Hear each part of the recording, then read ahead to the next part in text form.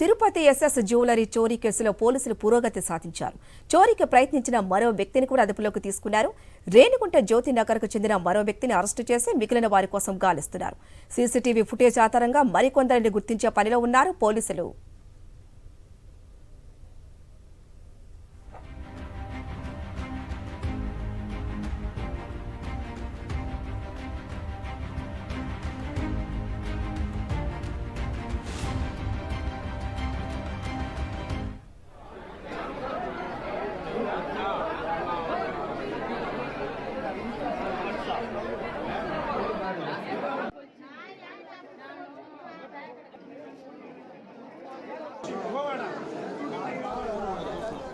ఇక ఈ చోరీ కేసుకు సంబంధించిన పూర్తి వివరాలు మా ప్రతినిధి మూర్తి అందిస్తారు. మూర్తి,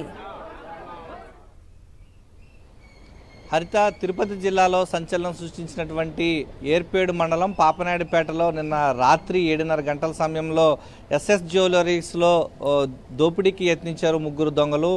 బైక్ పైన నెంబర్ ప్లేట్ లేనటువంటి బైక్ పైన వచ్చి ముసుగులు ధరించి ఐరన్ రాడ్ తీసుతో పాటు నాటు తుపాకులతో ఒక్కసారిగా ఎస్ఎస్ జ్యువెలరీస్ పైన దాడికి యత్నించి బంగారాన్ని ఎత్తుకెళ్లే ప్రయత్నం చేశారు. ఈ క్రమంలోనే తిరుగుబాటులో ఏదైతే బంగారాన్ని తీసుకున్న తర్వాత తిరుగు పారిపోయే క్షణంలో చివరి నిమిషంలో స్థానికుల సహాయంతో వారిపైన దాడి చేయడంతో ఒక దొంగను అదుపులోకి తీసుకున్నారు. మరో 2 దొంగలు పారిపోవడం జరిగింది. ఈ ఘటనకు సంబంధించి ఏర్పేడు పోలీసులు సకాలంలో స్పందించడంతో ఈ యొక్క నిందితుల్లో మరొక దొంగను కూడా అదుపులోకి తీసుకోవడం జరిగింది. మిగిలిన వారి కోసం పోలీసులు గాలిస్తూ ఉన్నారు. ఈ నేపథ్యంలో కేసుకు సంబంధించి మరిన్ని వివరాలు మనతో మాట్లాడటానికి ఏర్పేడు పోలీస్ స్టేషన్లో అర్ధరాత్రి 4 గంటల వరకు కూడా స్థానిక ఏర్పేడు ఎస్ఐ జిలానీ గారు క్షేత్రస్థాయిలో వారిని పట్టుకునే ప్రయత్నం చేశారు. ఏర్పేడు మండల పరిధి ఏదైతే రేణిగుంటలో ఉన్నటువంటి ఈ యొక్క జ్యోతినగర్ చెందినటువంటి వ్యక్తిగా గుర్తించడం జరిగింది. తెల్లవారుజాము నుంచి కూడా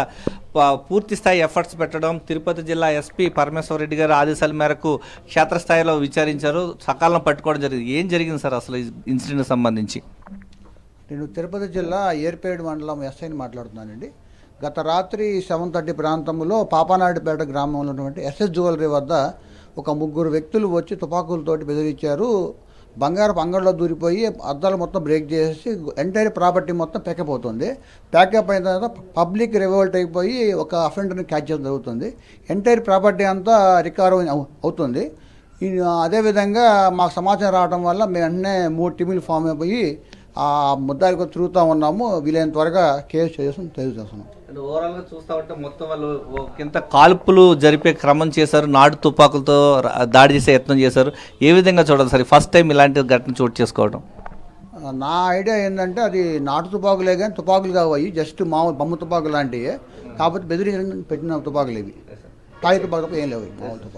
నాటు తుపాకులతో యొక్క బెదిరించి ప్రయత్నం చేశారు. ఒక్కసారిగా వారిని అదుపులో తీసుకున్న తర్వాత వారంతా కూడా పారిపోయే ప్రయత్నం చేస్తుండడంతో స్థానికుల సహాయంతో వారిని అదుపులో తీసుకునే ప్రయత్నం చేశారు. ఒక దొంగ అదుపులోకి రావడం, మరొక 2 కోసం పోలీసులు ప్రత్యేకంగా 3 స్పెషల్ టీమ్స్ను ఫామ్ చేసి వారిని పట్టుకునే ప్రయత్నం చేస్తూ ఉంటున్నారు. ఈ నేపథ్యంలో పట్టుబడినటువంటి దొంగ ఇచ్చిన సమాచారం మేరకు మిగిలిన వారిని కూడా పట్టుకునే ప్రయత్నం చేస్తామంటున్నారు ఏర్పేడు ఎస్ఐ జిలానీ గారు.